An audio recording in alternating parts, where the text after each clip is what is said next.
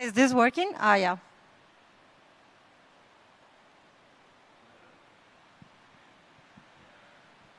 Okay. Great. So good morning or good afternoon, wherever you are. If you are here, of course, good morning. My name is Mariana de la Roche. I'm the director of the Valid Band. And today I have the fun task to explain you what we have been up to when it comes to regulation at the European level in 20 minutes. So I'm just going to jump in directly to it. So just a little bit of context, I think that it's important to understand why regulation is one of the key topics that we are seeing right now in the industry. Before all of this kind of like energy that we are putting on the regulation, what we have seen is that there was a lot of like projects that were launched in the different markets, whether you were in Europe, the US, or Asia. And the issue here is that if you were launched without a regulatory framework, you don't have legal certainty or clarity of what would happen in the future, which puts also investors in a difficult position because they really don't know what is going to happen in that particular region and if some of the projects are going to be delisted or are going to become illegal. So what we have seen in the past 5 years is that this is changing, and it also changed the mindset. It changed the mindset of the industry from we don't want to and we can be regulated to actually see regulation as something good that can bring more legitimacy to the industry, which at the same time supports the adoption. So let me tell you about what was happening in Europe before MiCA. MiCA is the marketing crypto assets regulation. And before MiCA, we had like MiFID, which was focusing on financial, or is focusing on financial instruments. It's also a directive, not a regulation, so it has different implications. We also have the EU securitization regulation, also for securities, and we have national jurisdictions. This creates a lot of difficulties for the projects in the European region, because basically, if you have a license in Germany, doesn't mean that you can operate in France. You will also need to go to France and get a license there. So we have like different kind of initiatives also going on and different regulations before MiCA. One of them was the DLT pilot regime, which was trying to create an environment where projects in the DLT market could go and test their solutions in a safe environment. The DLT pilot regime is still ongoing. And we also have the transfer and fund regulation. This was really famous, so to speak, because it created some thresholds. So basically, if you do transactions over 1,000 euros, whether you do it in one time or cumulative, you will need to comply with TFR. This doesn't apply to peer-to-peer transactions, which means self-hosted wallets that are using between individuals are not covered in the transfer of funds regulation. So now MiCA comes into place, and MiCA creates like really different perception of what is going to happen in the European market. So first of all, it creates a taxonomy. I'm going to go a little bit more in depth into the taxonomy itself, but it also tells you like which entities are going to be part of this regulation. So who can issue stable coins or e-money tokens or asset reference tokens, and who can actually do the offering and how they can do it. And one important thing that MiCA leaves out of the regulation is NFTs, like NFTs with an asterisk, and DeFi, as long as you are truly decentralized and not decentralized only by name. The reason of doing this too is because the regulator considered that was too early and it could block innovation. So they wanted to see more what was coming with the development in the industry and in the market before actually setting the rules. So now when it comes to MiCA, I told you about the taxonomy. There are like 3 tokens that are part of MiCA: asset reference tokens, e-money tokens, and utility tokens. And this is really, really important because it sets some rules. For example, what do you need to do and which licenses and requirements you will need to put in place in order to offer e-money tokens, and the same for asset referent tokens. There are some specific requirements that change according to the type of asset that you want to issue or offer. And this is really, really important because it's the first taxonomy that we will see at the European level when it comes to the difference between the tokens. I'm not going to go really into what is each of those, like you can see it on the slide. And yeah, this is like the main overview. What is important is that like MiCA, actually how it says here, it just like actually like brings more clarity into how it's going to work the European market, and more important, it actually helps the industry to operate in Europe as a unified market, right? Because like once you get a MiCA license, you can you can operate in the whole European market as long as you notified in which countries do you want to be. But this is not the only thing that is happening when it comes to regulation. I mean, like MiCA is the biggest one, but this presentation is not just about MiCA. We also have a couple of initiatives being negotiated right now: Project Liability Directive, the Payment Service Directive, PSD3. There's a lot of conversations about the digital euro, if you have been following. The Open Finance Framework, we also have like the Payment Service Regulation, and there are some regulations that we are expecting to see, but they are not like in place yet, or they're not being negotiated. There's a lot of going on regarding the metaverse. There's a lot of initiatives about the virtual worlds. We already have the Data Act. This is really important when it comes to smart contracts. And now we are expecting, or we hope to see some smart contract standardization set of rules coming directly from the European institutions. We expect also to see something in regards to NFTs and DeFi.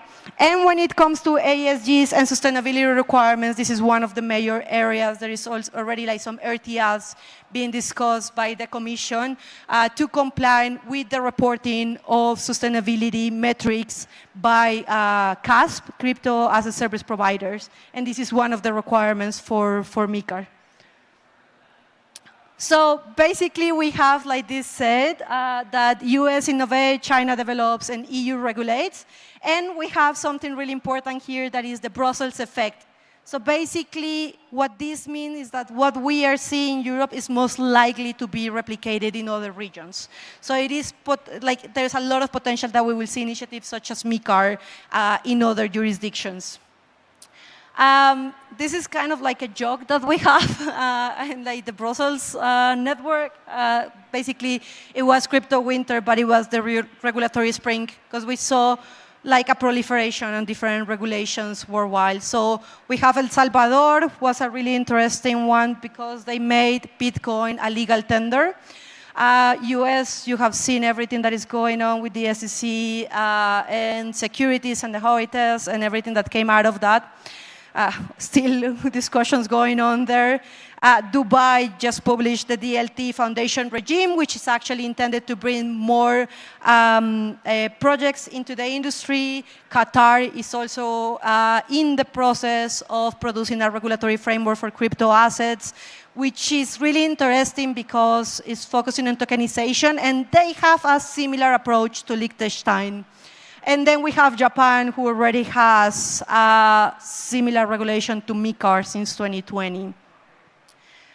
One of the things that I wanted to discuss today is the importance of this, like fostering dialogue between the industry and the regulator. Because if we want the regulator to come with rules that doesn't block innovation, they will need to understand what is it that they are regulated and how actually like the industry works and the technology works in order to be able to understand where regulation is needed.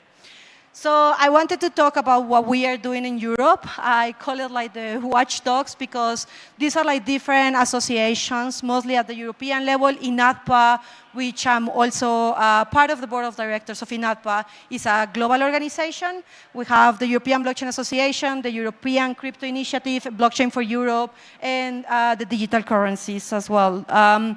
basically what we are doing is that we are like keeping an eye in absolutely everything that is going on, whether it's at the European level or the national level, and we as an industry come together and reply to the consultations of the regulator.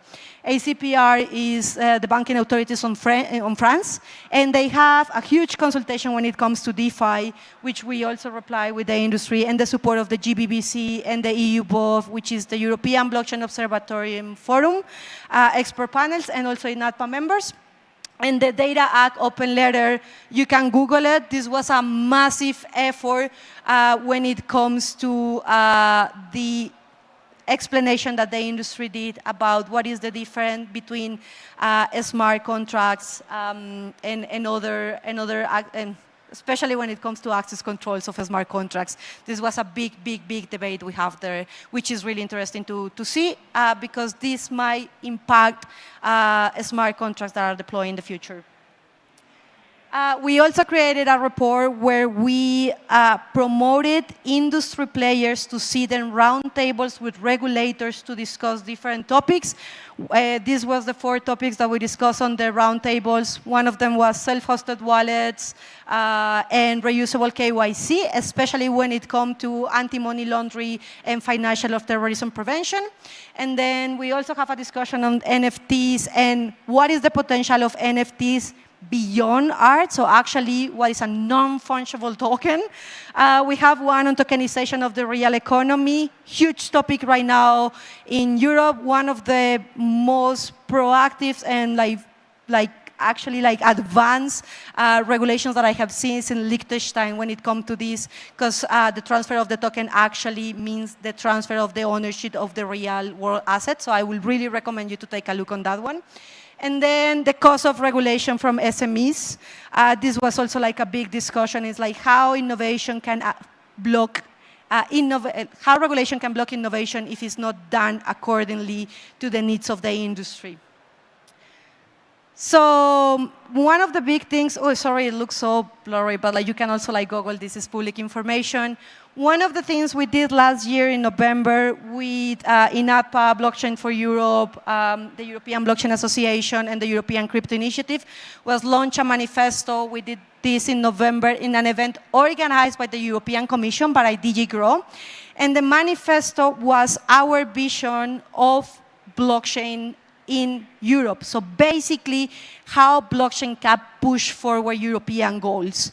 And we identified 3 areas of prioritization. One was the unified market, the second one was the digital economy, and the third one was everything in regards to sustainability and social impact.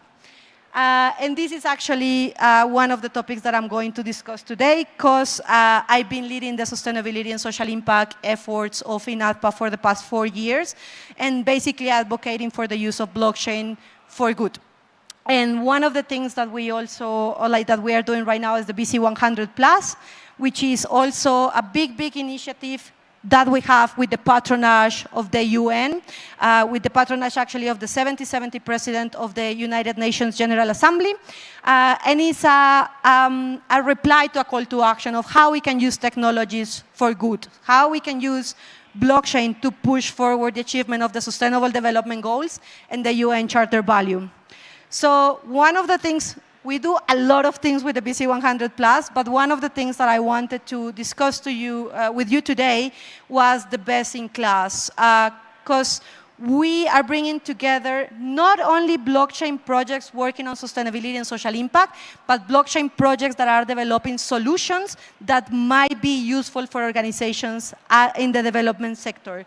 So one example can be digital identities. I don't know if you have seen, but the UNHCR, which is the Refugee Office of the United Nations, is already playing or exploring, experimenting, whatever you want to call it, with digital identities. So what will be the potential of how digital identities would you have crisis where people is actually leaving their houses, no time to collect any certificate. If they have digital identities, they can, one, access to aid easily. It's easy to organize also for the UN how to distribute it, but also they can have credentials there, so when they come to a country that receives them, they can prove what they were doing before, who they were, and have all of their credentials connected to their identity.